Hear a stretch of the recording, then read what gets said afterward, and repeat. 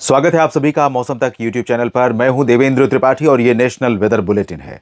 आप सभी को एक बार फिर से वर्ल्ड मेट्रोलॉजिकल डे यानी विश्व मौसम विज्ञान दिवस की बहुत सारी शुभकामनाएं। दोस्तों, एक बार फिर मैं बता दूं आपको कि विश्व मौसम विज्ञान संगठन की स्थापना 1950 में आज ही के दिन 23 मार्च को की गई थी और इसका जो मुख्यालय है वो स्विट्जरलैंड के जेनेवा में है। और ये संगठन दुनिया भर के मौसम विज्ञान क्षेत्र में काम करने वाले संगठनों, संस्थानों, एजेंसियों को एकजुट करता है, एक प्लेटफॉर्म पर लाता है ताकि बेस्ट प्रैक्टिसेस यानी जो सबसे अच्छी विधि या प्रथाएं हैं किसी भी देश के द्वारा अपनाई जाने वाली मौसम पूर्वानुमान को लेकर के, लोगों को अलर्ट करने को लेकर के, चाहे वो चक्रवाती तूफान हो या फिर भूस्खलन की घटनाएं हो या फिर बर्फबारी हो, बाढ़ हो या अन्य विभीषिकाएं जो प्रकृति की तरफ से आती हैं, उन चैलेंजेस को रोकने के लिए, उन चैलेंजेस का सामना करने के लिए जो बेस्ट प्रैक्टिसेस अपनाई जाती हैं उनको रेप्लिकेट किया जा सके, यानी अन्य देशों में, अन्य क्षेत्रों में उन्हें लागू किया जा सके। और उम्मीद करते हैं कि इस दिशा में किए जा रहे प्रयास काफ़ी हद तक सार्थक और सफल रहे हैं। भारतीय मौसम विज्ञान विभाग द्वारा भी अपने स्तर से प्रयास किया जा रहा है और हम लोग भी प्रयास करते हैं कि पूरी तरह से हमें विज्ञान उपलब्ध करा रहा है आंकड़े, उनका अवलोकन करते हुए आपके लिए एक सही जानकारी लेकर आ पाएँ, जानकारी दे पाएँ जो आपके काम की हो। स्वागत है आप सभी का किसान साथियों। आप सभी से निवेदन यही करूंगा कि आप इस चैनल को सब्सक्राइब कर लीजिए मौसम के हर एक अपडेट के लिए और जानकारियों के लिए इस चैनल को। साथ में मौसम तक फेसबुक पेज पर भी आप मेरे साथ जुड़ सकते हैं और जानकारी अगर आपको ठीक लगेंगी तो वीडियो को लाइक और शेयर जरूर कीजिएगा। मौसमी सिस्टमों की स्थिति देखते हैं और दोस्तों, आपने आज देखा 23 मार्च को जो कल बादल यहाँ पर थे पाकिस्तान और अफगानिस्तान पर शाम के समय, वो राजस्थान पर पहुंचने लगे थे शाम तक और उसके बाद रात में राजस्थान, हरियाणा, पंजाब, दिल्ली और उत्तर प्रदेश तथा मध्य प्रदेश के कुछ भागों पर इन बादलों ने बरसात दी है थोड़ी बहुत। और दोपहर के आसपास का समय है, इस समय लगभग 2 बजे हैं और 2 बजे के आसपास ये सैटेलाइट तस्वीरें दिखा रही हैं कि कैसे जोधपुर पर अब बादल नहीं है, आगे बढ़ चुके हैं पाली, नागौर। हालांकि इधर कच्छ पर बादल हैं, गुजरात के कुछ हिस्सों पर बादल हैं, गुना और आसपास के भागों में भोपाल तक बादल यहाँ पर दिखाई दे रहे हैं। जबलपुर और उमरिया, कटनी, शहडोल के उत्तर में है, धनबाद में है और उत्तर प्रदेश के ऊपर ठीक ठाक हैं। उत्तर प्रदेश के ऊपर जो मध्य भागों में बादल हैं ये आज यहाँ पर बरसने वाले हैं कुछ जगहों पर। हो सकता है शाम या रात तक यहाँ पर आंधी तूफान, बादलों की गर्जना के साथ कुछ प्री मानसून एक्टिविटीज हो। बहुत ज्यादा चांसेस नहीं है लेकिन रूल आउट नहीं कर सकते। और यहाँ पर उत्तराखंड से लेकर कश्मीर, गिलगित, लद्दाख, बाल्टिस्तान, मुजफ्फराबाद के बीच में भी कई जगहों पर वर्षा या ऊंचे पहाड़ों पर हिमपात होने की संभावना है। पूर्वोत्तर में भी हो रही है और नीचे की तरफ। कल अगले 24 घंटों के दौरान ये बादल फिर से पहुंचने शुरू हो जाएंगे। 24 घंटों के आसपास कल शाम तक ये बादल इधर पहुंचने शुरू हो जाएंगे। तो इनका क्या इंपैक्ट पड़ेगा जब भारत के करीब पहुंचेंगे, कितना सपोर्ट अरब सागर की तरफ से मिलेगा, बंगाल की खाड़ी किस तरह से और कहां तक हवाएं लेकर आ रही है, इसके बारे में जानेंगे कि किस प्रकार ये दोनों ओशनिक बॉडीज, इंडियन ओशन के जो पार्ट हैं, भारतीय हिंद महासागर के जो पार्ट हैं, इनका क्या रोल रहेगा। WD इस समय अफगानिस्तान से आगे बढ़ा है, ऊपर चला गया है, अगला WD आ रहा है 26 तक आएगा, तो उसका 24 को क्या असर रहेगा देश के मौसम पर, आइए समझने का प्रयास करते हैं। सबसे पहले अलर्ट देख लेते हैं, चेतावनी क्या जारी की गई है। यहां पर आप देख सकते हैं ऑरेंज अलर्ट है सब हिमालयन, वेस्ट बंगाल और सिक्किम के लिए, जहां पर हल्की से मध्यम बौछारें गिर सकती हैं। और बारिश का कुछ अलर्ट यहां पर मराठवाड़ा, मध्य महाराष्ट्र पर है, झारखंड, अरुणाचल, असम और मेघालय तथा नागालैंड आसपास के भागों पर है। आंध्र प्रदेश के ऊपर भी बारिश का अलर्ट है और केरल में यहां पर हीट और ह्यूमिड वेदर कंडीशन का अलर्ट जारी किया गया है। तो देश के कई भागों में चेतावनी है लेकिन अगले 24 घंटों के दौरान बहुत ज़्यादा आफत मौसम की तरफ से नहीं रहने वाली है। तो क्या कुछ रहने वाला है आइए समझते हैं। यहां पर सबसे पहले हवाएं देखते हैं।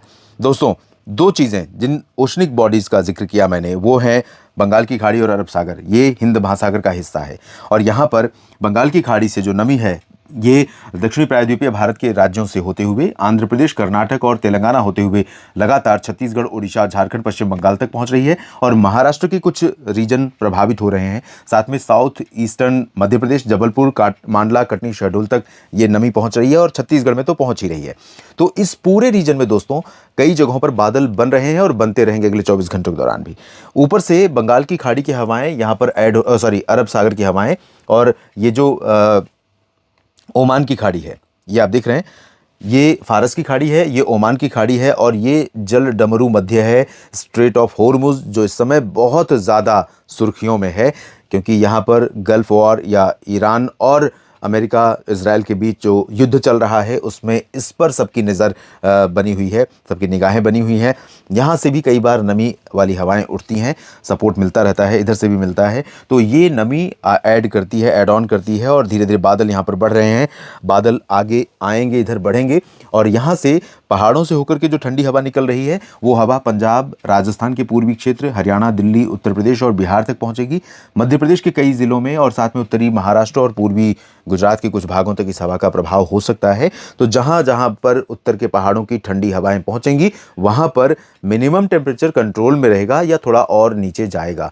नीचे जो सामान्य से ऊपर पहुंचा था 19 तक पहुंच गया था दिल्ली का तापमान, वो घटकर 16 के आसपास बना हुआ है, तो इसी लेवल पर मेंटेन करेगा। लेकिन दिन के तापमान में इन परिस्थितियों में वृद्धि होने की संभावना है क्योंकि जो बादल यहाँ पर रहेंगे वो बहुत ज़्यादा प्रभावशाली नहीं है। मध्य और दक्षिण भारत के राज्यों में कई जगहों पर आसमान साफ और मौसम शुष्क रहेगा, जिसके कारण हमें तापमान में वृद्धि दिन के तापमान में विशेष तौर पर दिखाई पड़ेगी। पूर्वोत्तर में अरुणाचल प्रदेश, असम, मेघालय, नागालैंड और मणिपुर, मिजोरम, त्रिपुरा में चांसेस ज़्यादा नहीं है। सिक्किम, सब हिमालयन, वेस्ट बंगाल, ये आप रीजन देखिए, ये वाला जो हिस्सा है ऊपर का, इसमें अरुणाचल में कई जगहों पर और सिक्किम में कई जगहों पर हल्की से मध्यम के साथ कुछ स्थानों पर मध्यम से तेज़ वर्षा या बर्फबारी हो सकती है। नीचे की तरफ या पूरब की तरफ देखें तो बिहार और झारखंड, पश्चिम बंगाल, झारखंड में दुमका और पूर्वी सिंहभूम, जमशेदपुर, बिहार में भागलपुर और किशनगंज, पुणे, अररिया और दरभंगा से चंपारण, किशनगंज के बीच में ये जो तराई वाला बेल्ट है यहाँ पर, और कुछ तराई वाले रीजन में इधर उत्तर प्रदेश और हरियाणा, पंजाब के भागों पर हल्के हल्के बादल रहेंगे। बरसात की संभावनाएं नहीं है। और यहाँ पर कल पटना, दरभंगा, वैशाली, गयाजी, बक्सर, कैमूर, रांची, जमशेदपुर, देवघर, डाल्टनगंज, दुमका, इन सभी भागों में ड्राई वेदर, शुष्क मौसम की संभावनाएं हैं। और पश्चिम बंगाल के गंगेय क्षेत्रों पर भी पूरा मौसम मुख्यतः साफ और शुष्क रहेगा। उत्तर की तरफ यहाँ पर देखें तो उत्तर प्रदेश से लेकर राजस्थान के भागों पर जो बादल अभी हैं उनका तो प्रभाव खत्म हो जाएगा, लेकिन नए सिरे से बादल रहेंगे। थोड़े बहुत बादल यहाँ पर दक्षिणी पंजाब, फजिल्का से पटियाला, राजस्थान के कई जिलों पर रहेंगे और इधर हिसार, सिरसा, फतेहाबाद से दिल्ली होते हुए उत्तर प्रदेश के ऊपर भी ये बादल पहुंचेंगे। लेकिन कल कहीं पर बरसात की उम्मीद नहीं है, ना राजस्थान में है, ना पंजाब हरियाणा में है, ना दिल्ली और उत्तर प्रदेश में है। लेकिन एक इंपॉर्टेंट फैक्ट, इसे आप कहें कि प्री मानसून की एक्टिविटी का ये जो मुख्य फीचर है वो यही है कि जब नमी कहीं से आ रही होती है और बादल डेवलप हो रहे होते हैं, भले ही हाई क्लाउड हो, लेकिन ऐसे में बढ़ते हुए तापमान के बीच में जब अचानक टेम्परेचर हीट सरफेस हीट होने लगती है तो टेम्परेचर बढ़ता है और जितनी ज़्यादा नमी ऊपर की तरफ भागेगी और उस स्तर पर पहुंचेगी फ्रीजिंग पॉइंट पर जहां पर बादल बनते हैं, तो बादल ऐसे भी थंडर स्टॉर्म क्लाउड बन सकते हैं जो बरसात देते हुए निकल जाएं। पॉसिबिलिटी बिल्कुल नहीं है, लेकिन एक आध जगहों पर रूल आउट नहीं कर सकते, जैसे जैसलमेर से ये जोधपुर और जालौर पाली के बीच में, और इधर भी उत्तर प्रदेश में कहीं कहीं पर ऐसे बादल बन सकते हैं या बुंदेलखंड रीजन पर ऐसे बादल बन सकते हैं। पॉसिबिलिटी मेनली नहीं है। क्लियर और ड्राई वेदर रहेगा, सुबह ठीक, दिन में गर्म मौसम। जम्मू कश्मीर, हिमाचल, उत्तराखंड में भी दिन के समय में तापमान में वृद्धि होने की संभावना है क्योंकि कल यहाँ पर साफ मौसम की संभावना है। आंशिक बादल रहेंगे लेकिन मौसम मुख्यतः साफ रहेगा। उत्तराखंड, लद्दाख में थोड़ी बहुत बरसात हो सकती है। मध्य प्रदेश में, महाराष्ट्र और गुजरात में, छत्तीसगढ़, ओडिशा में भी शुष्क और साफ मौसम की संभावनाएं हैं दोस्तों। लेकिन यहाँ ओडिशा, छत्तीसगढ़ के पूर्वी रीजन पर लगातार क्लाउड फॉर्मेशन होता रहेगा। हल्के हल्के बादल रहेंगे, दिन में साफ और शुष्क मौसम के बीच में गर्मी बढ़ेगी, रात में ठीक मौसम रहेगा। इधर नागपुर, नांदेड़ और लातूर से लेकर सतारा और रत्नागिरी, सिंधुदुर्ग, गोवा, इसके नीचे के महाराष्ट्र के भागों पर हल्के बादल हो सकते हैं आंशिक तौर पर, और आंशिक बादल गुना, ग्वालियर, शिवपुरी, टीकमगढ़, देवाड़ी, रीवा और निवाड़ी, टीकमगढ़, दतिया समेत ये जो सीधी सिंगरौली का रीजन है यहाँ पर कुछ जगहों पर बादल रहेंगे।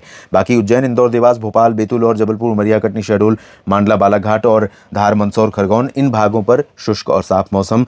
महाराष्ट्र के साथ गुजरात में भी, मध्य प्रदेश के और महाराष्ट्र के साथ गुजरात में भी ड्राई वेदर रहेगा। महसाना, पाटन, साबरकांठा, बनासकांठा, पालनपुर, अहमदाबाद, वडोदरा, गांधीनगर, अरवली, महिसागर, मोडासा, सूरत, वलसाड़, नवसारी, डांग, तापी, भरूच, एंटायर पूर्वी रीजन ड्राई रहेगा, क्लियर रहेगा। Rise in temperature he expected है दिन के समय में। और जो इधर राजकोट, जामनगर, ओखा, नलिया, भुज से लेकर सोमनाथ, वेरावल, भावनगर और अमरेली, बोटाद, कच्छ, यहाँ पर भी ड्राई वेदर, लेकिन कुछ बादल यहाँ पर कच्छ और उत्तरी क्षेत्रों में दिखाई पड़ेंगे क्योंकि जो पूरब में बढ़ रहे हैं बादल वो यहाँ तक पहुँच सकते हैं अगले 24 घंटों में। हो सकता है कि राजकोट और द्वारका होते हुए अहमदाबाद तक भी ये बादल पहुँचे और इधर बाड़मेर, जालौर और उदयपुर के ऊपर भी बादल पहुँचे, पश्चिम से जैसलमेर पर भी यहाँ तक। तो लेकिन संभावनाएं बहुत कम है कि ये बादल कुछ देंगे। तेलंगाना, कर्नाटक, केरल, तमिलनाडु, आंध्र प्रदेश और लक्षद्वीप, पुदुचेरी, अंडमान और निकोबार द्वीप समूह के अधिकांश भाग यानी साउथ पेनिनसुलर रीजन के लगभग सभी जगहों पर साफ और शुष्क मौसम की संभावना है। नेशनल वेदर बुलेटिन में अभी के लिए इतना ही दोस्तों। लगातार मेरे साथ बने रहिए मौसम तक और न्यूज मीडिया मंच पर। ये जानकारियां ठीक लगे तो वीडियो को लाइक और शेयर करिएगा, कमेंट में अपनी बात लिखिए और एक बार पुनः आपसे आग्रह करूंगा कि अगर आपके लिए मौसम की जानकारी है जरूरी तो इस चैनल को कर लीजिए सब्सक्राइब। नमस्कार।